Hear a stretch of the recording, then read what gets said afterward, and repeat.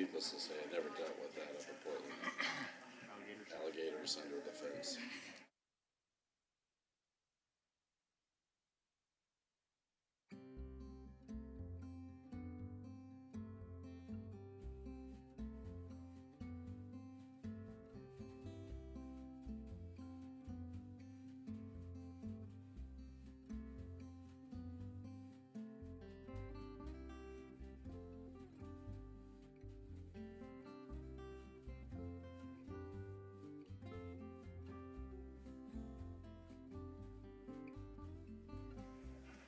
Seems like we trade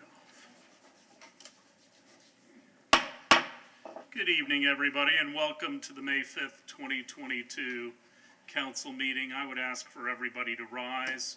Our pastor who was going to be here was detained, so you're stuck with me for the invocation. If you would remain standing for the Pledge of Allegiance.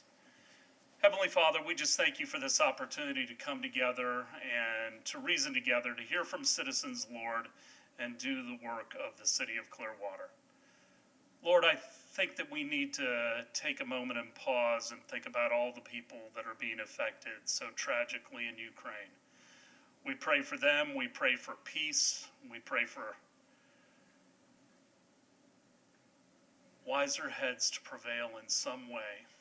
I don't know how that will all work out, but we ask that we continue to pray for all of those people and that you will intervene.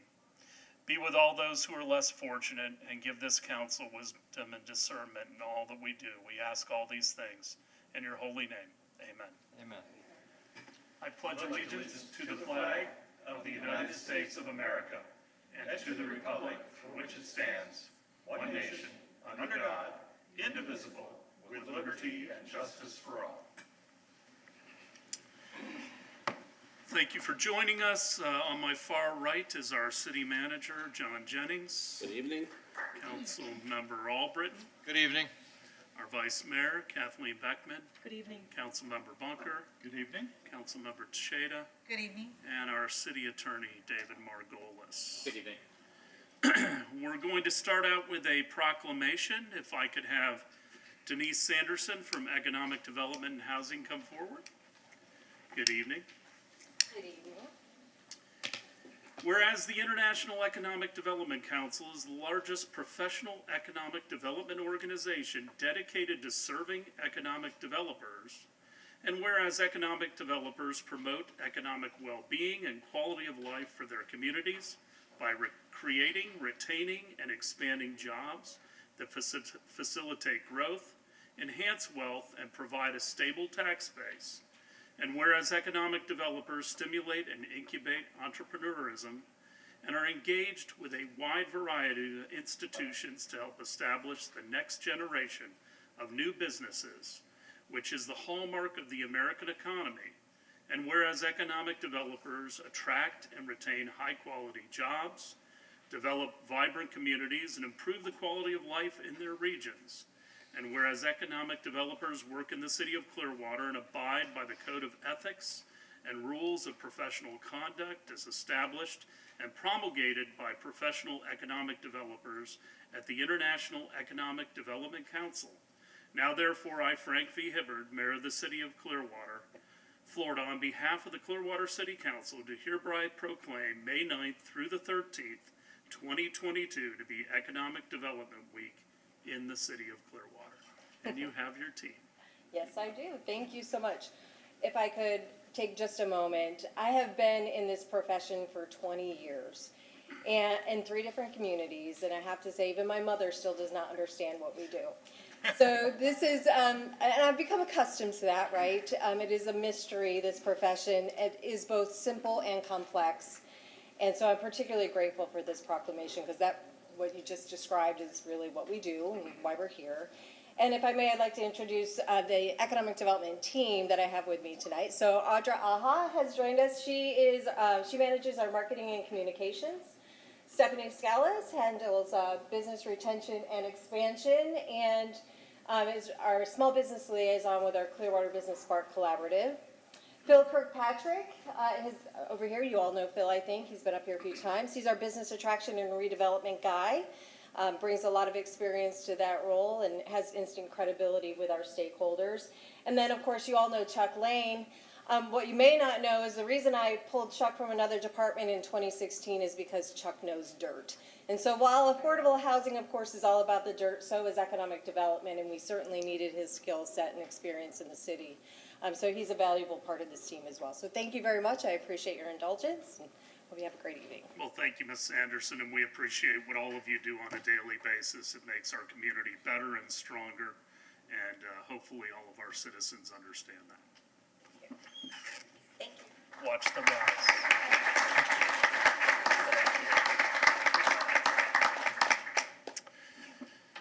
Now I would ask if there are any amendments to the minutes of the April 7th, 2022 council meeting. Move to approve minutes. Second? All in favor? Aye. Opposed? Unanimous. At this point, I'll open it up to citizens to be heard. If there are any citizens in the audience that would like to speak tonight, we ask you to fill out a comment card, state your name for the record, and I respectfully ask you to keep your comments to 3 minutes. Good evening, Mr. Mayor, council members. I'd like to congratulate Lena T. on her election as a new council member, as well as the re-election of council member Albert, and look forward to all of you working together as we move Clearwater forward. My name is Patrick Rafter. I'm a 43-year resident of Clearwater. I reside in the countryside area. I'm come to you as a private citizen resident, speaking on behalf of the American Recovery Act, of which Clearwater has been granted $22 million, of which $11 million of that is currently in the bank to be spent. 11 million more will come later. I'm unaware of any plans on the spending proposals nor plans for public input on priorities, but I am certain that council is giving this matter the focus required, as well as completely understanding the restrictions on the spending that the federal government has imposed. Perhaps this council meeting will be an opportunity for the mayor and council to update the citizens with what activities are being considered and what are the plans perhaps for public input on those plans. Each of you represent us, and you all have a passion for this city. You sit on the council for that very reason. And therefore you are convinced that you are going to be doing the right thing for the city of Clearwater and the residents. From us residents, there is a reasonable expectation that we trust that you will in fact do the right thing for the citizens of Clearwater. To assist you in that decision, I have a few suggestions I would like to make for your consideration, and I must say that I'm unaware of the restrictions that are on the $11 million, so some of these may be appropriate, some of them may not, but these are my thoughts. From the budget process that you all have gone through, you know that there are items that either could not be funded or are severely underfunded. Perhaps that's the first place to look for where these funds could be spent to fund something that wasn't done before or to increase funding, once again, based upon the restrictions for how those funds will be spent. Neighborhood infrastructure, adding new sidewalks, repairing of sidewalks, roadways, and particularly sidewalks that are uprooted by trees. I know that under City Manager Jennings, we've undertaken a very aggressive program to repair sidewalks, but those sidewalks that are uprooted by trees are very expensive to repair, and perhaps funds could be used for that. And in particular, putting in sidewalks where there are no sidewalks at the present time. Also, perhaps funding neighborhood groups that are focused on business development in disadvantaged areas that might need the funding to be more successful in their endeavors. Affordable housing, developer assistance. I'm not talking about getting in the developer assistance business, but if they do need some financial assistance that the city has done once before, maybe there will be funds that you can provide to them to allow them to be successful in addressing affordable housing. Another area that to be considered, which I do believe is going to be allowed to be spent, is the restrictions, the improvements on Drew Street that are being undertaken by the Department of Transportation. And the last thing would be funding and addressing homeless challenges that we may have. Thank you much for your time. Thank you, Mr. Rafferty. So, very good question. We are going to be having some strategic planning meetings as we move forward with our strategic plan in the city of Clearwater. That is going to be the first part of these meetings that we're going to have at 4 of our rec centers. The latter part of those meetings is going to be getting feedback from citizens on the ARPA funds. Our staff has developed a list of ideas that they already have that do meet the criteria of the Treasury Department. So these strategic planning meetings are going to be Monday, May 16th at the Morningside Rec Center from 6 to 7:30. On May 24th at the North Greenwood Rec Center. All of these are from 6 to 7:30. Clearwater Beach on May 31st. And then in your neck of the woods, Mr. Rafferty, June 1st at the Countryside Rec Center. So I'll repeat those. Morningside, May 16th. North Greenwood, May 24th. Clearwater Beach Rec Center, May 31st. And the Countryside Library, June 1st. All from 6 to 7:30. So we invite everybody to come out for those. Anyone else to speak?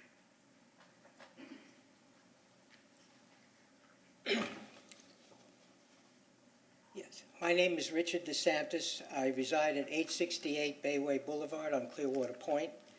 I'm here before you to make a presentation for Rudy Michaelik, who resides at 855 Bayway Boulevard and could not attend tonight's meeting. Good evening, Mayor Hibbard, council members, Mr. Jennings, Mr. Margolis, and city staff. This evening, I want to begin with commending Mayor Hibbard's statement at the last council meeting noting a possible conflict of interest. Not only did he make an identification of a potential issue, he consulted with our city attorney, Mr. Margolis, and took a step to recuse himself, whether it was required or not. In addition, he announced his actions to the public. Why is this important? As I mentioned in a previous meeting, if an individual citizen perceives a conflict of interest but does not bring it up at the actual meeting, he cannot later get court resolution to that conflict. To which I should mention that at the Community Development Board meeting on September 21st, 2021, during my 3-minute comments, when I attempted to ask a question about a potential conflict of interest, I was immediately cut off by the chairperson in a terse response before I barely had the words out of my mouth. This action restricted my public right and eliminated any opportunity I may have for recourse should a conflict of interest be identified later. Since the council's position for qualifying CDB members is knowledge of the codes and involvement in the trades for these members, could there be a possible conflict of interest? Mr. Margolis, I would ask you to look at the citizen's right to ask about conflict of interest to city boards and committees. Additionally, when the 2019 Charter Review Committee was looking at changes, a conflict of interest proposal attached for you here, I've left copies, was submitted but never cleared the committee. I won't mention why. It is time for the City Council with Mr. Margolis and Jennings to bring more substance to our City of Clearwater's conflict of interest policy and strengthen it from the milquetoast version set up by the state. It should apply not just to council members, but to city boards, committees, and staff. Follow Mayor Hibbert's example of transparency and integrity. Thank you. Thank you, Mr. DeSantis. Anyone else for citizens to be heard?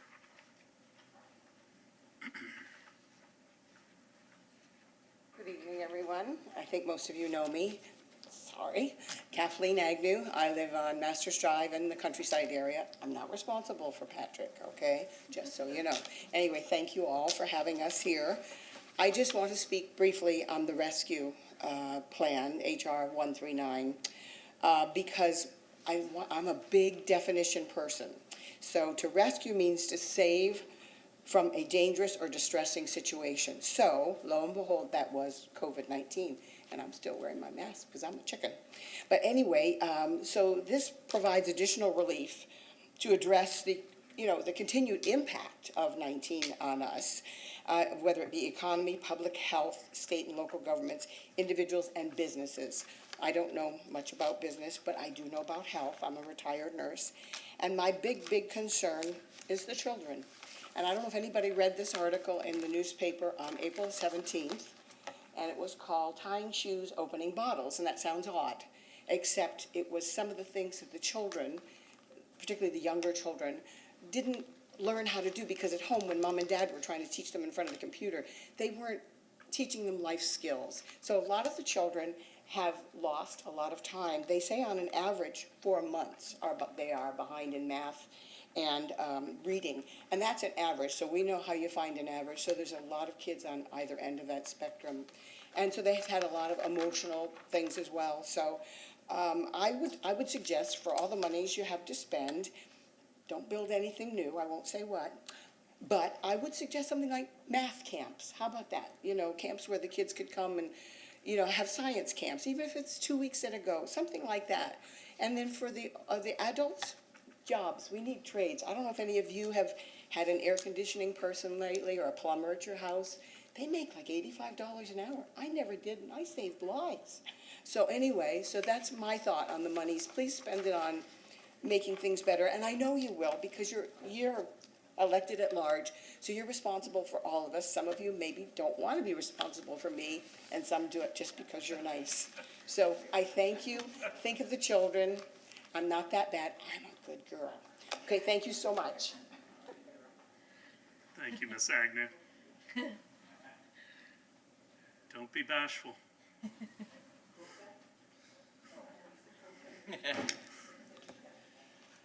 Hi everyone, my name is Nick Carey. I'm an organizer with Faith in Florida here in Pinellas County, and I've spent the last 12 months talking to residents all over the county about the American Rescue Plan funds. I've talked to experts, I've talked to elected officials across the county.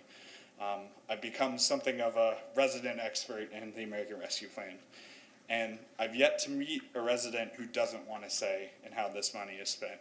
You ask anyone and they'll tell you exactly what they think it should be spent on. We've gone through hell over these past 2 years with the pandemic. Residents need this money invested in their community just to attempt to mitigate just some of the harm that's been done. The money that comes from the American Rescue Plan is meant to help rescue our people from damage done. The law explicitly highlights the need to invest in historically underserved communities. The city of Clearwater cannot be made whole until its residents are made whole. One of the most common issues I've heard from talking to residents is the issue of housing. Housing has increased in the Tampa Bay area, higher than almost anywhere else in the country. And this money, $22.5 million, is a once-in-a-generation opportunity to actually address the affordable housing crisis we have here. And I'll add that it dwarfs the money that Clearwater or any other municipality would get from the SHIP program from the state, which we know is not reliable. While we know that the city has a wide latitude to decide how this money is spent, there are few issues as pressing as housing. But adding on to it, we can, as Kathleen stated, youth programs, create jobs, increase black ownership, but the most important thing is that the residents deserve a say, because this money is meant for them. Thank you, Mr. Carey. Good evening. I am Reverend Lee Hall Perkins, Senior Pastor at Mount Zion United Methodist Church here in Clearwater, and I'm also with Faith in Florida. I'm here tonight to express my grave concern over the $22.5 million coming to our city from the American Rescue Plan Act. The U.S. Treasury Department released a document titled Compliance and Reporting Guidance for State and Local Government Recovery Funds. In it, they list the 4 uses for these $22.5 million that we're to receive. The first one that they list is public health or negative economic impacts on citizens. 2, premium pay for essential workers. 3, recouping of revenue lost by state and local governments. And 4th, investments in water, sewer, and broadband. It might be tempting to make a case for using this money for revenue loss, if there is any. Our city's tax revenue has increased each year in recent history because of new construction and rising property values in our city. But it should be clear that, our city, as Nick has stated, our city cannot be whole until the citizens are made whole from the negative economic impacts of this pandemic. In my own work as a pastor, I come across too many concerned citizens as it relates to the issue of affordable housing. In my own congregation, I have a woman who is a senior citizen and is retired and was living in a senior housing development right here in our city. It was bought by a new developer, and that developer raised her rent $400 in just 1 year. These are the types of stories that I could go on and on, but I don't have the time to go on about those stories. And so the citizens of Clearwater have immediate needs, and this $22.5 million can be help to them. St. Petersburg allocated 76% of their ARPA funds to affordable housing. Now the question is, what will Clearwater do? The people who elected you to lead our city are counting on you to make the important decisions that need to be made, the hard decisions.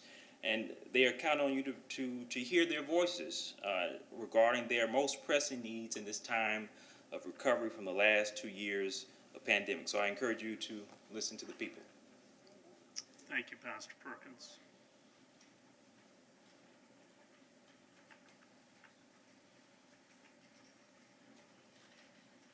Hello, my name is Eliseo Santana, and I am a resident of 1400 Byron Drive here in Clearwater.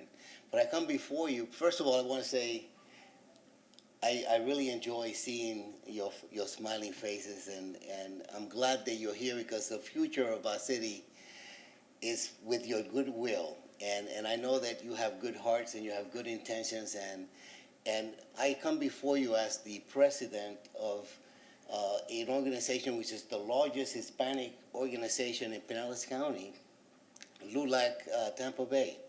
And I just want to make sure that I introduce myself if you have not been aware of me, and for those that are looking at us through the television, to be aware that it is so important for our community to step up and to have a voice and to be able to be heard. And I know that I have the ears of everyone here, but we need to have the community come up and talk to us, especially those individuals that feel that they're disenfranchised, that their vote don't count, that they are not being heard, and they are far from the truth. They are not being heard because they're not coming up and speaking. And I want to be able to be that funnel of being able to bring the community to have you hear the voices. I'm so concerned with affordable housing. It seems like everyone I talk to is concerned with it. It's not just limited to Clearwater, but maybe we could do something locally. I have my own personal experience. I have 2 of my grown daughters and my son that are living with me at my house. So I have 7 grandchildren that are temporarily misplaced. They don't have a place to go to. They don't have a home because of different reasons, but they're living with me. And it's so, and I'm just one of many that is happening to, particularly in the Hispanic community where we have multi-generational households. So I know that if something is presented to you and the opportunity is there, you're going to make the right decisions for the community. And one last thing, youth employment for the summer. If we can do something to temporarily put some money in their pockets and give them some responsibilities and duties, that would be a way of artificially stimulating us, the families that live within the city, and also setting our children in the right path of working and making a living. Thank you. Thank you, Mr. Santana. Anyone else?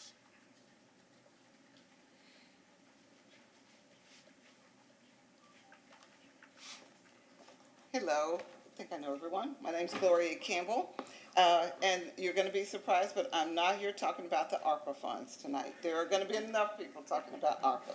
But I did want to recognize someone who has been really a beacon of hope for us, have been able to provide us with some direction and, more importantly, some encouragement And that person is leaving. I think tomorrow is her last day. And so we wanted to recognize Amanda Thompson.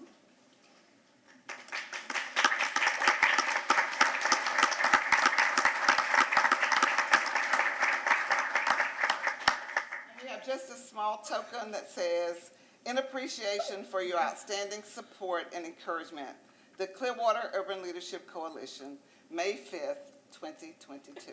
Thank you so much.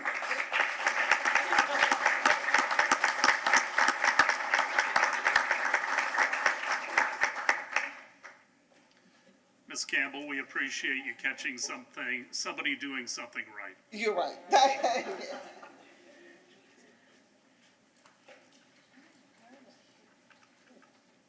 Hey, good evening, Good evening. people, familiar faces, friends, council. My name is Miranda Douglas. I am a Clearwater resident here to speak on behalf of the ARPA Fund. It's a very important topic to the community, and so I'm happy to be an example of how we can have an extended conversation with the council about what we would like to see in the community, as well as use this as an opportunity to make sure that we're having a transparent conversation about what we can do with the funds and how we can work together to see some goals for the city come to fruition. I know affordable housing is a very, very important topic. I myself am suffering from the affordable housing crisis.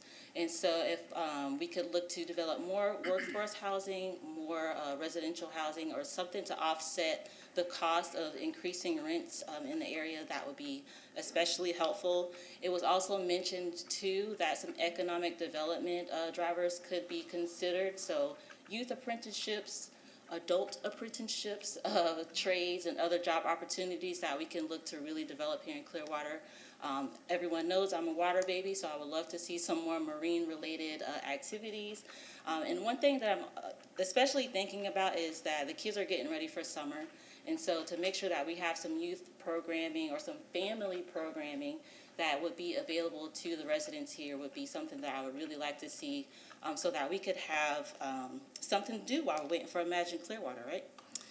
And the last thing that I wanted to say is what I've already said. It's just I want to make sure that we continue to have an open discussion around these ARPA funds. I don't know if it's been mentioned yet, but there are a few dates coming up that the city has presented where they'll be having discussions about the strategic plan as well as the ARPA funds. And so I just want to use this opportunity to invite the community to come out, say what you have to say. I've said what I've had to say, and thank you for your time. Thank you, Ms. Douglas. I announced those dates prior to you getting here, so.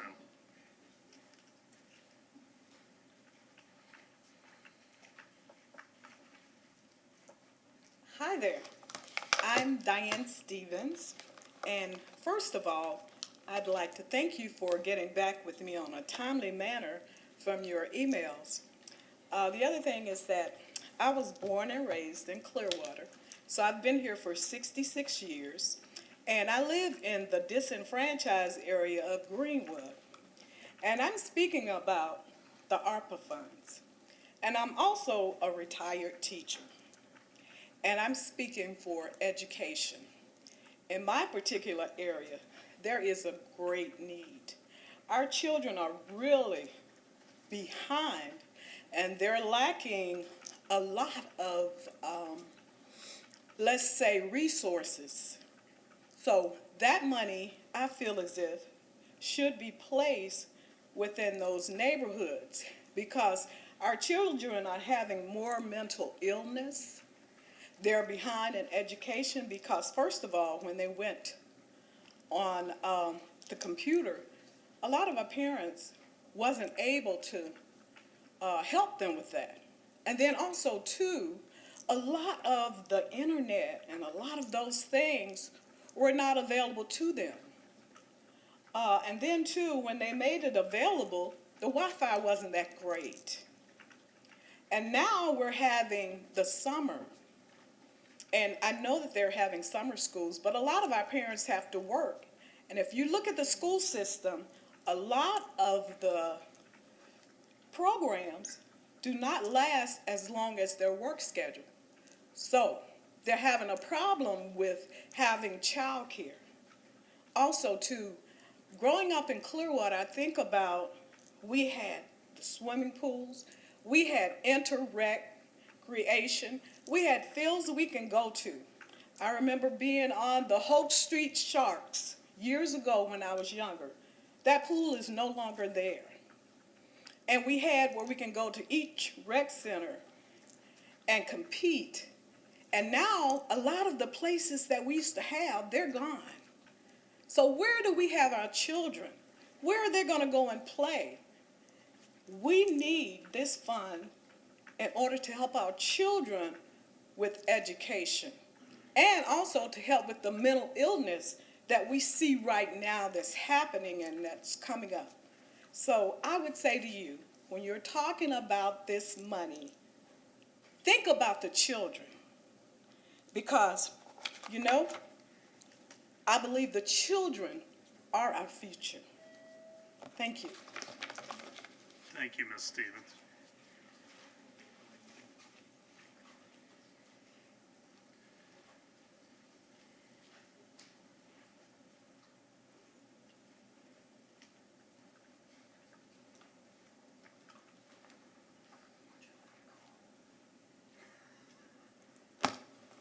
You're not going to announce me tonight? Good evening, Mr. Haluba. Thank you, Mr. Hibbard.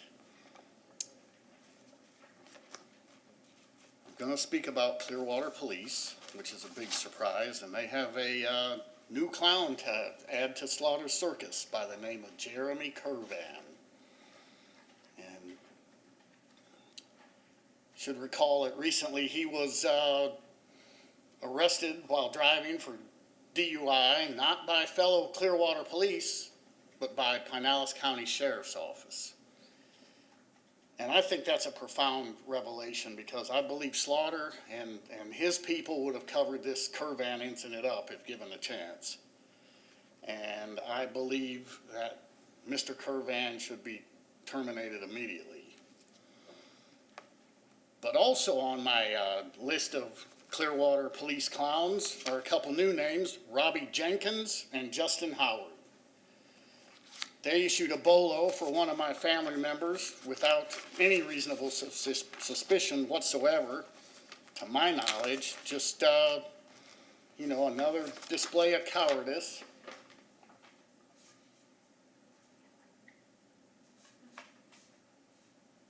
I told you I needed help. And my family member was labeled, you know, anti-law enforcement. And the bolo clearly is marked confidential for law enforcement use only, informational. So I have to ask all of you, if it's confidential, how do I end up with a copy of it? Like when it was issued. Now the vehicle of interest that they publish lists the tag number as PGA 3F. That's F as in Frank. And here's a picture of that tag number. Now, it just happens to be a support law enforcement special tag. Now, Mr. Hibbard, you don't have a support law enforcement tag on your Benz or the other car you got parked out there tonight. Mr. Jennings, you don't have a support law enforcement license plate on your Beamer. Does that make either of you anti-law enforcement? This Clearwater police circus that we've been putting up with is folding. Please close that freak show down and contract law enforcement duties with a respectable organization, and that would be Pinellas County Sheriff's Office. How can anyone respect this secondary, second-rate group of clowns masquerading as police officers? It needs to be shut down immediately. Anyone else for citizens to be heard? Thank you.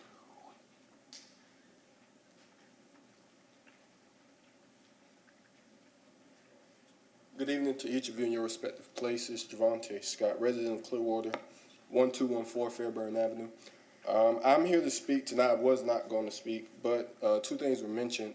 that I've thought about for a period of time now, and that is investing in our young people. I'm still a young person myself, so that's close to me. However, the city has an internship program that it offers that's still in the HR document. It shares that those students or volunteers can be volunteers for volunteer hours, students for college credit, and or high school students for wages. Also, they could be recent graduates. There's a city the city of Birmingham has something like this similar, and what caused me to bring this up was the apprenticeship being mentioned. If we were able to invest in our young people, expand that opportunity, and partner with the private sector to offer opportunities with corporations, businesses, maybe even the Phillies for some students who might want to work in sports management, with daycare in the hospitals, so that they have access, something that would create a direct school to workforce pipeline. Birmingham has what they call the Birmingham Promise Program, where they offer this same thing for students, a year-long apprenticeship. They offer $15 an hour. The city pays $7.50 an hour. The corporation or business pays $7.50 an hour, so that the student makes $15 an hour. I believe it's for up to 16 hours throughout the week. So that is an option that I've thought about, and the reason I shared it is because it has been mentioned, investing in our young people as well as our recreation centers, which is something that has been brought up to the council before about finding a way to reduce costs. That's something that is complicated and complex, but those are ideas just to throw out to each of you. Thank you for your time and for your service. Thank you, Mr. Scott. You have a letter, Ms. Call? Yes, a comment was submitted by Barbara Cleveland. Greetings, Mr. Jennings. I hope you don't mind me emailing my concerns and questions. I just can't always get to city meetings, and such as we are not properly staffed, I am usually working. I understand there is a meeting tonight that I can't attend to voice my concerns, so I'm hoping that by writing to you, I will be heard as a citizen. A few weeks ago, I wrote regarding moving the feedings for the homeless. It was my understanding that this was being addressed, and the local PD was working towards this. I am hearing that now that this is no longer the case and that the feeding will remain in place. As a citizen who is invested in the downtown district, I find this quite disturbing. We have a constant battle with homeless down here, and something really needs to be done. In the last few weeks, months, we have noticed a big uptick in homeless traffic down here, and it is very much a disturbance to our business. They shower in my restroom. I have had to pay money to have my septic pump because a homeless person bathed and put a bunch of wet paper towels in the toilet and then flushed it. They leave garbage, cigarette butts at my tables overnight. They often panhandle my seated paying customers, etc. In short, it makes it very frustrating to try to be a business owner down here when we have to deal with issues like this. At any given time, there are 10 to 20 in the Station Square Park. How am I supposed to draw foot traffic from the Nolan, Apex, etc., when it often feels unsafe to walk the street to get to here in broad daylight? I understand that they need help. We need help too. Please don't take this email to mean that I don't care. We as a business often partake in giving opportunities. Today we are hosting Water for Mercy. A portion of today's business will be donated. Last month we participated in the Know Before donation drive. We cannot continue to participate in donations when our numbers are continually at risk because no one wants to pay for a meal and have to deal with a homeless population. I think of it in this way. Most, not all, of course, who are so very proactive in their efforts to help do not live with the repercussions of that help on the daily. They go home to a safe house in a nice neighborhood or a condo, and those of us with our businesses on the line deal with it 24/7. As business owners down here, we don't have unlimited resources. The police department seems to be more available, and that is great, but they can only do so much without the city stepping in to make some changes to the protocols. Again, I can't make that meeting, but rest assured it is my goal to be a part of making the downtown district a better place. We just need some support from the city. Thank you for listening, and feel free to share with council. And we are having a meeting, I believe, 6:30 on Monday to discuss that at Peace Memorial. So I know that the city manager and I will be there. So we welcome anybody else who wants to make comments. Anyone else for citizens to be heard before I close it? Yes, I will eventually close it.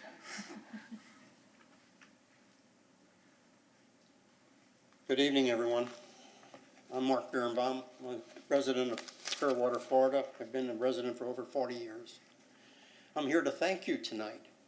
Why? Because the city and the county came together at Morningside on March the 23rd, thanks to John Jennings and Mayor Hibbert, and we had an open conversation about 2465 Nursery Road.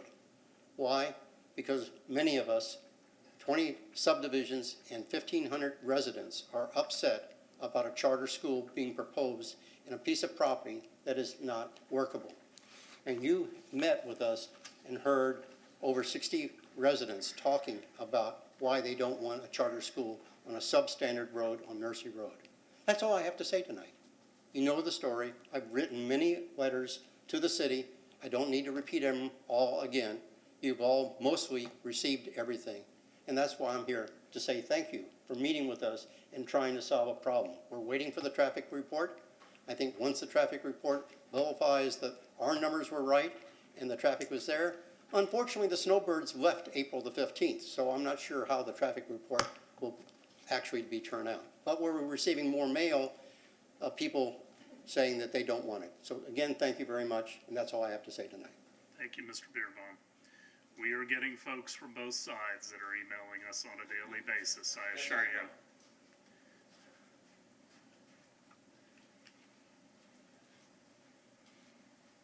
Good evening. Good evening. My name is Glenn Ryan, and I am a retired ER nurse, and I also run a blog called Tampa Bay Video Citizen, in which we do a Brookings Institute type data-driven thing on issues. And one of the issues that seemingly has gotten pushed to the backside here, especially when we're talking about the housing crisis, is the fact that when people face housing insecurity, children especially, they wind up in a thing called life crisis events. This life crisis events winds up getting them into issues with substance abuse. It gives them issues in depression and anxiety.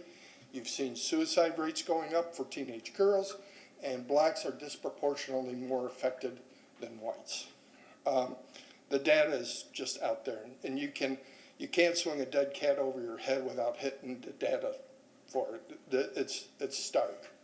So anyway, the other issue that I wanted to bring up along with housing and security is for 4 years I was a member of the Human Trafficking Task Force of Southern Colorado as the emergency room nurse representative, and I sat on the governor's council. And one of the things that we've noticed is that homelessness and housing is a driver for human trafficking. People that are, especially with the LGBTQ people, that pushes them more into a situation where they can be victims of human trafficking. So I would recommend that you really look hard at your ARPA. You can't solve it all one day and you can't house everybody. That's a given. But you can always start with one person. Thank you.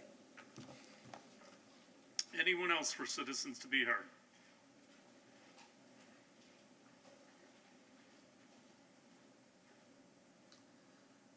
Hi, my name is James Jackson. I live at 1345 Stewart Boulevard in Clearwater. And just a quick follow-up to Mr. Birnbaum's comments about the Nursery Road charter school proposal. I live near Nursery Road myself, and it is a danger to the community. If that charter school were to go in, you're going to see more traffic fatalities possibly, and it is a danger to the community. And I hope that you guys do that traffic study thoroughly and effectively and efficiently and honestly, and see to it that that charter school does not get erected there. Thank you. Thank you, Mr. Jackson. Anyone else? Are you going to talk, Ms. Spray? No. Okay. Although. All right. I would ask if there are any items from the public to be removed from the consent agenda or from the council, items 7.1 through 7.15. Seeing none, do I have a motion? Motion to approve the consent agenda 7.1 through 7.15. Second? All in favor? Aye. Aye. Opposed? Unanimous. 8.1. Approve the request from owner of property address 1180 Starboard Way, Clearwater, to vacate the 10-foot platted utility easement located on lots 9 and 10, Block X, Bay Terrace and Bay Terrace Addition, and pass ordinance 9571-22 on first reading. Thank you, Mrs. Call. Good evening, Mayor and Council. Tara Kivett, Engineering Director.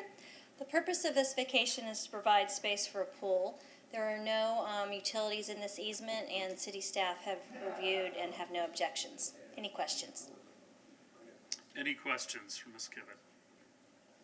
Anyone from the public to speak to item 8.1? Mr. Margolis, you want to read the ordinance?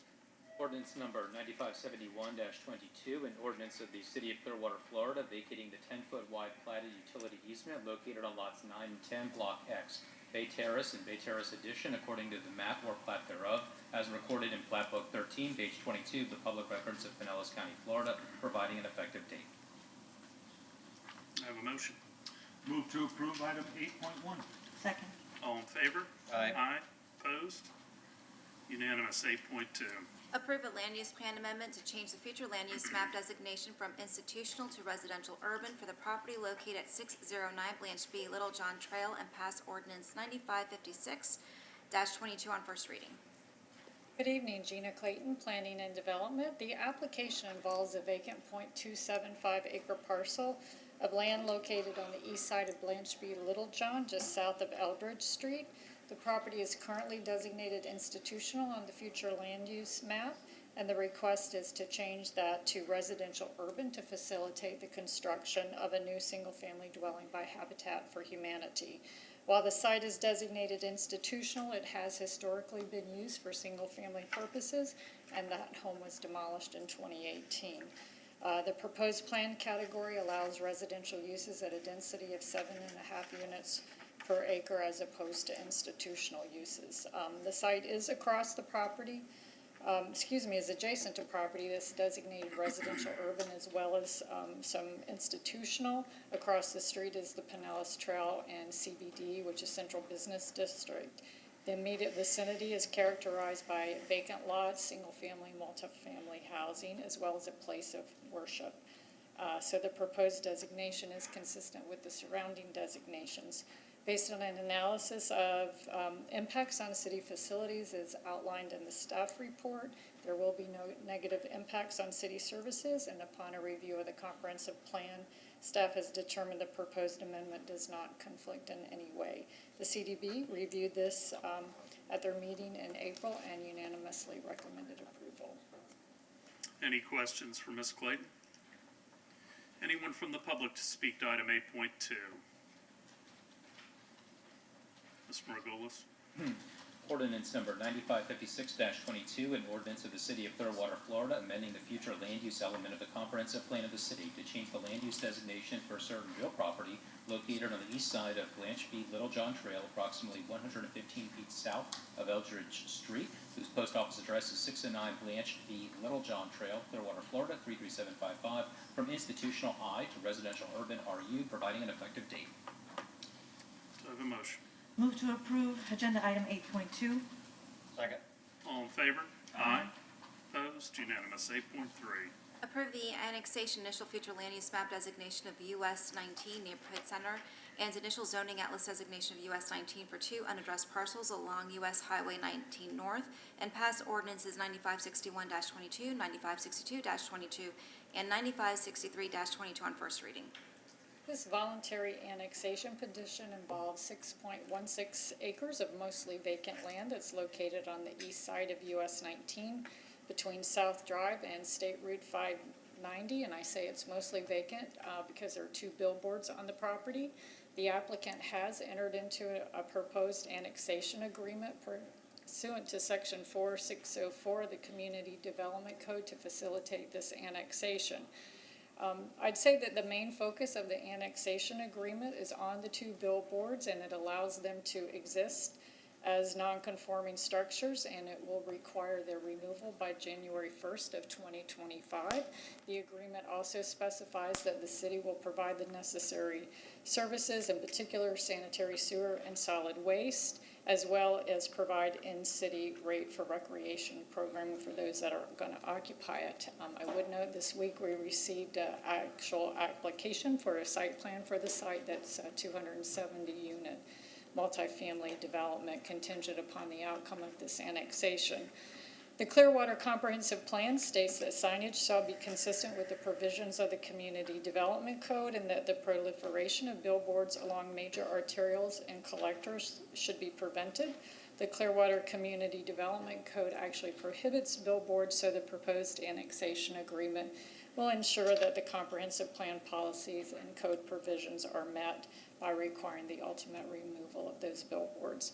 It is proposed the property be assigned a future land use map designation of US 19 Neighborhood Center and a zoning atlas designation of US 19 consistent with the comprehensive plan and the code. The property is contiguous to city boundaries on the north and the east and will not result in any adverse impacts on city services. And based on the provisions of the annexation agreement, the annexation will be consistent with the Comprehensive Plan and Community Development Code, and we're recommending approval. Any questions for Ms. Clayton? Anyone from the public to speak to item 8.3?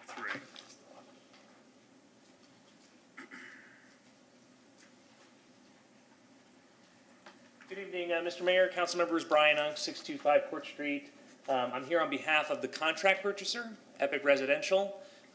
We did submit an FLS Level 1 application this week for site plan approval for a 270-unit multifamily development on the site. This is the first step in accomplishing one of the city's long-standing goals of developing these sites and bringing them into the city and making sure that they were put to good use, both from a tax roll perspective and from a public purpose perspective. The annexation process comes first. We can't get a development order and site plan approval unless they're annexed into the jurisdiction. And so because of the billboards, the city, the closing, my client's taking ownership of the property is contingent on the development order, on the entitlements. So the annexation comes first, then comes the entitlements.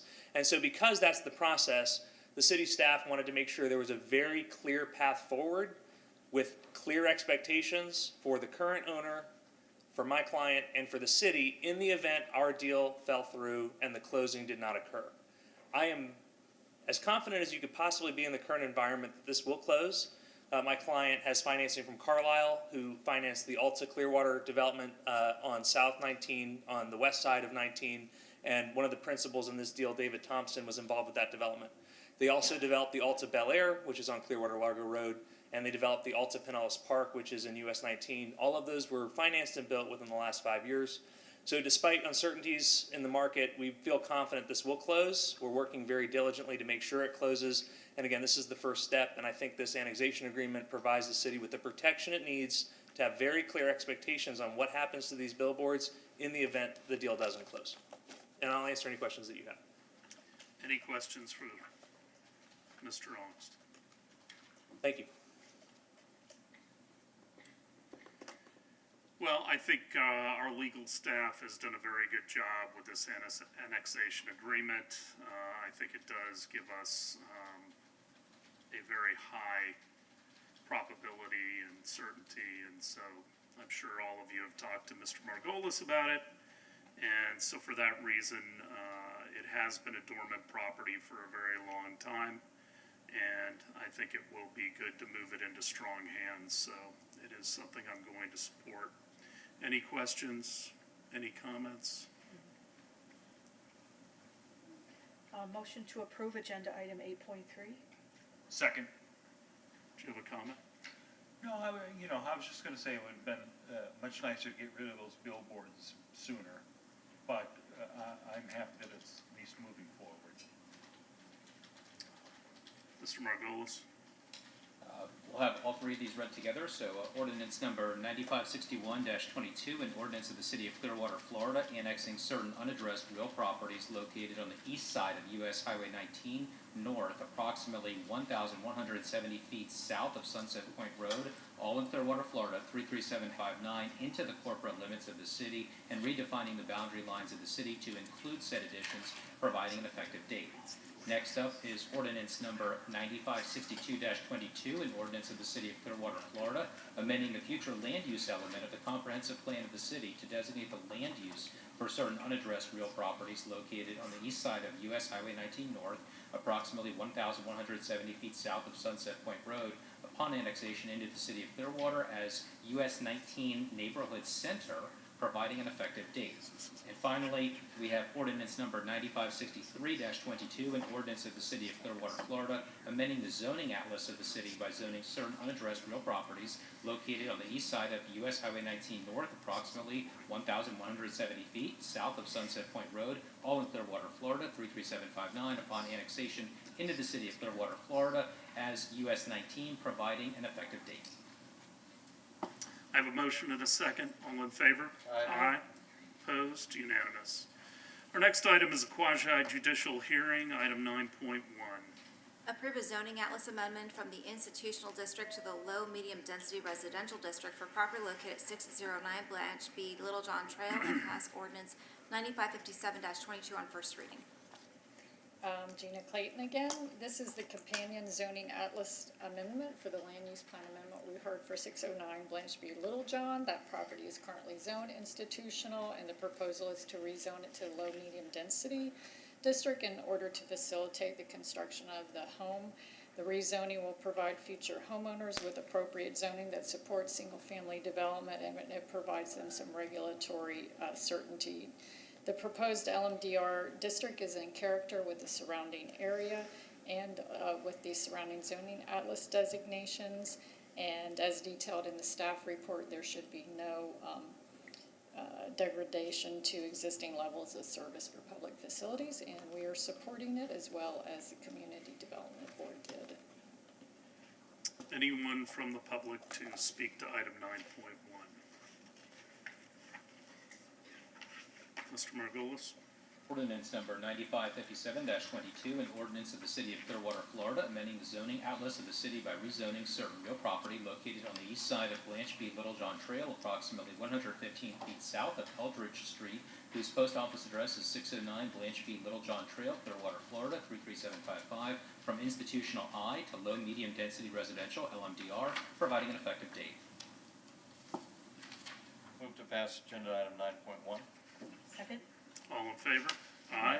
Opposed? Unanimous. 10.1.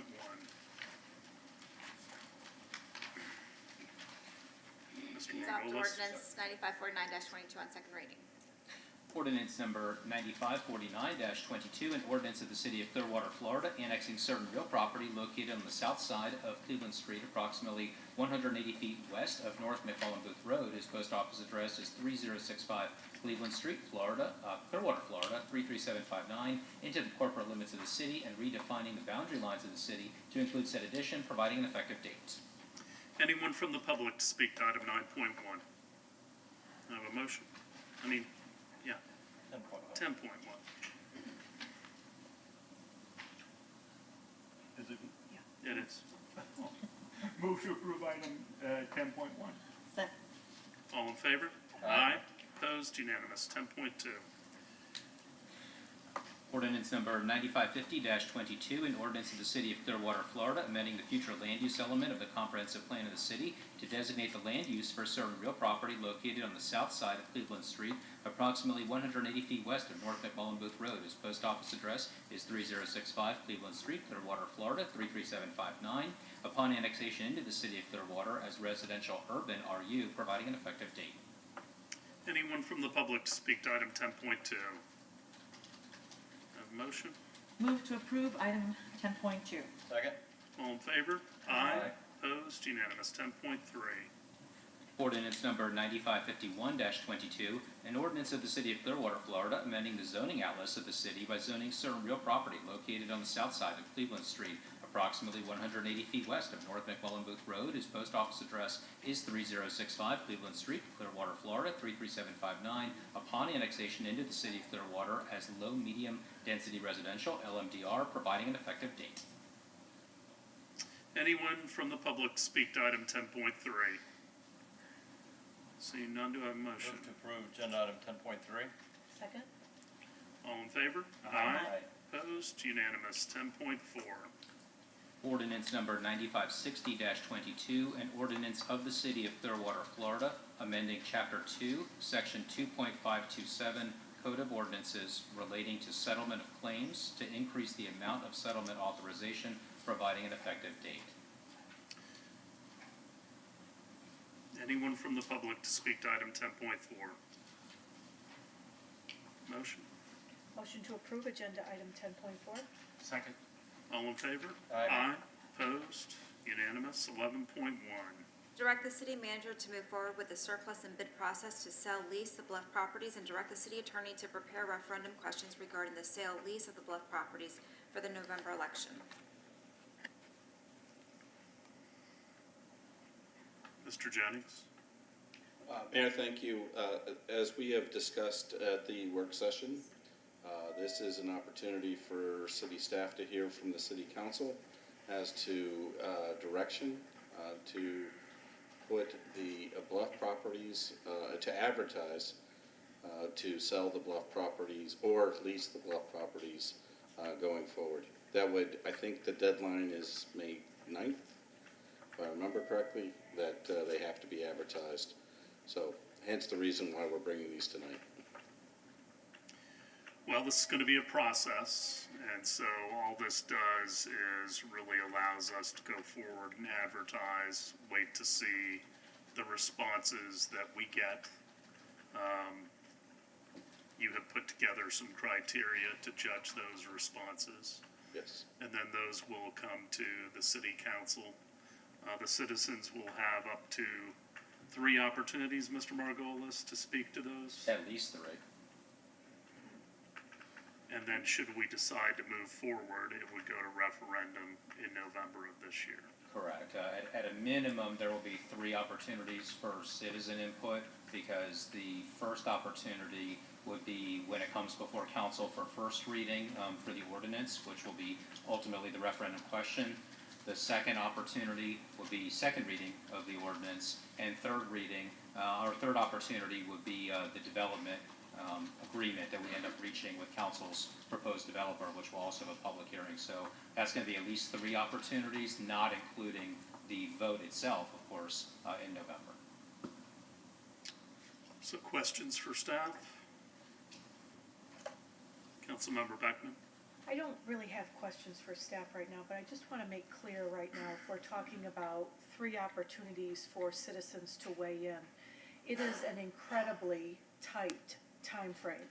And so, yes, citizens may have 3 opportunities, or will have 3 opportunities, but the time frame for citizens to get information, ask questions, learn about it, gather their thoughts and things like that is going to be incredibly compressed, just a heads up. So it's not a long drawn out procedure. And I just want to be clear about that. Because when you say 3 opportunities, it sounds like, oh, well, you know, we're going to have a meeting this week, and then another 2 weeks we'll have another meeting, and then another couple weeks, and it won't necessarily be like that. Councilmember Albritton? You know, I would have been a lot more comfortable talking about this a month or 2 ago, because I feel like we're really up against a wall on this, but I really feel that we should press forward. We have the time to do it. I know it's a very condensed time, but I think the November referendum, if we miss that, we're going to be losing a year. So I do want to move forward on this. Councilmember Bunker? I don't think any of us are happy with the short, compressed time span, but this is the first time that I've been excited about the real prospects of turning around the downtown. So I'm hoping that we get some really amazing ideas from developers, and that the folks of Clearwater will be excited to see that this can and will work. I've voiced everything on work session. Well, I think what's really important is people do understand that this is a process. We went through a full-blown RFP with several respondents. I think people got an idea of the different proposals. I think unfortunately the final plan from the selected developer really did not meet the needs of what we anticipated downtown.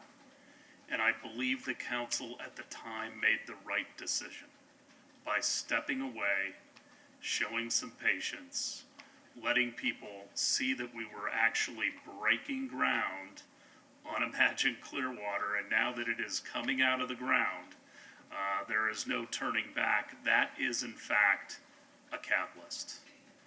And, you know, having been on and off this council now for over 20 years, I hearken back to Beach Walk, which was an incredibly painful project at the time that closed down the south end of the beach, rerouted roads, reduced our capacity out there, inconvenienced businesses, but ultimately resulted in a wonderful public place.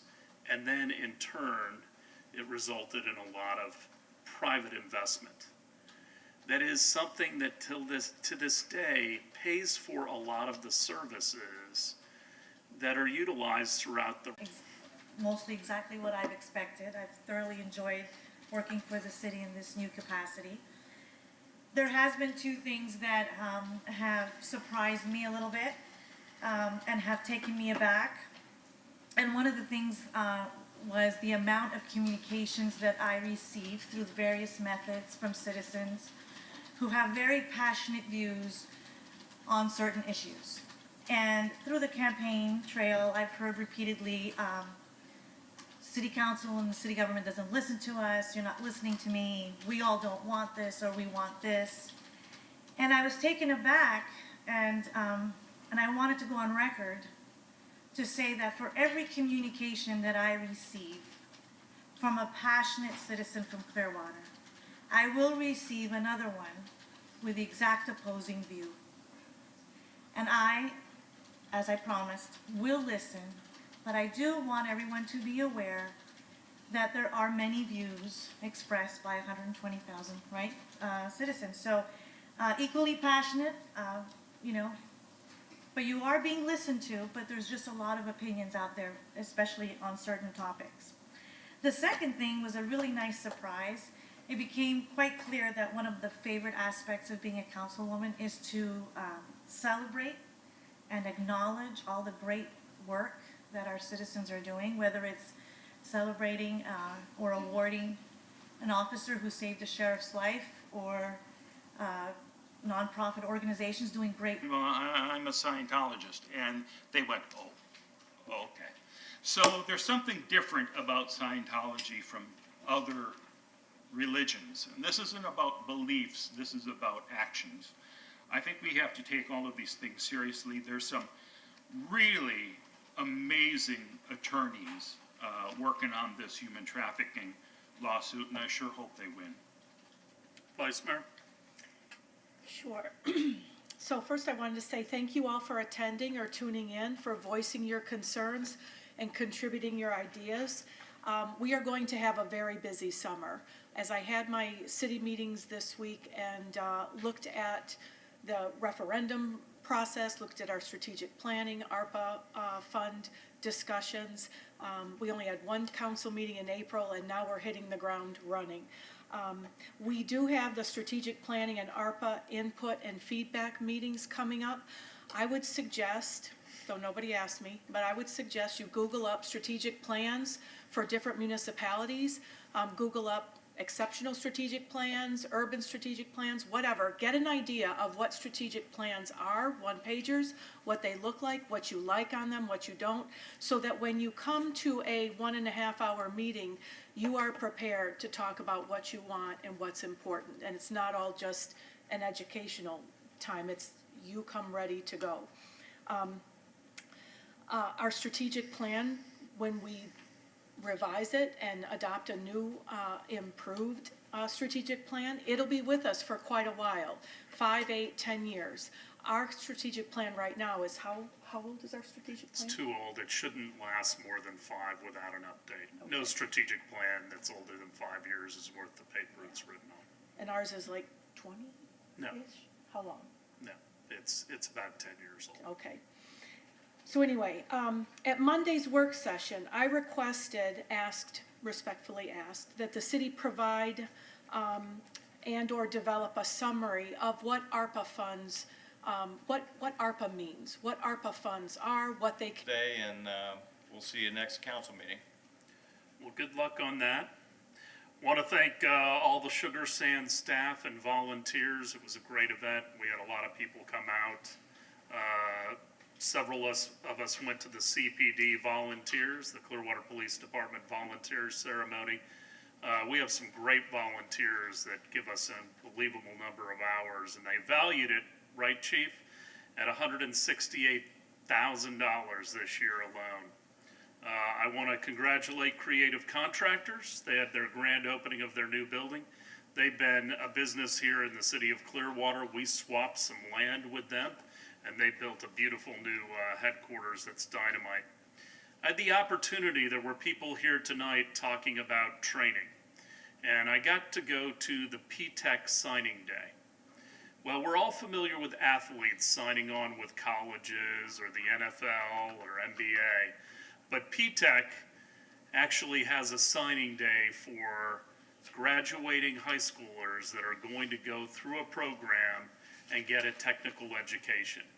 And it was a really wonderful way to celebrate all of those youth that are going to go and fix air conditioners and plumbing and other things. And I just replaced one of my units, so they're doing okay.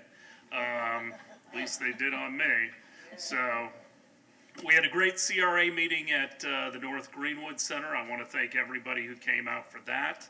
We cut the ribbon on the new Residence Inn out on Clearwater Beach.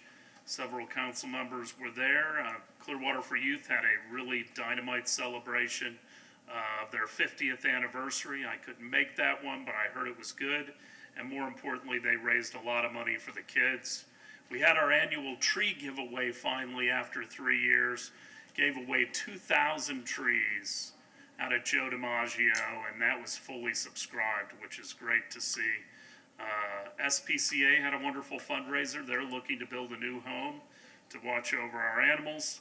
Our sister cities had their annual meeting. They have new officers, and they did that out at Moccasin Lake Park. If you've not been out to Moccasin Lake, you need to get out there. It is a dynamite facility. It's free, and it's great to bring kids out, walk the trails, see all the wildlife. I did have the opportunity to go up to Chicago Tuesday to award our Boys and Girls Club a national award. And it was exciting to see because Boys and Girls Club brought a lot of the different service organizations together for after-school care. And they all came together to find standards that they should have, ways to retain their superstar employees, and ways also to recruit new ones. And then they went out and got $10 million to do this. And it was breaking down parochial walls between a bunch of different organizations that do aftercare. So I want to congratulate Freddie Williams. He did a wonderful job. And Pinellas Suncoast Boys and Girls Club was identified amongst 3 other cities across the country. So it was a great, great time. You can't say it enough. Happy Mother's Day. I wish my mother was still around, but all of the things that she did for me and the things she taught me to believe and to follow are still indelibly etched in my life, and I know all of yours as well. And finally, go Bolts. Let's get that 3rd Stanley Cup. Yeah. We are adjourned. Hope you come out for the strategic planning and the ARPA discussion. God bless.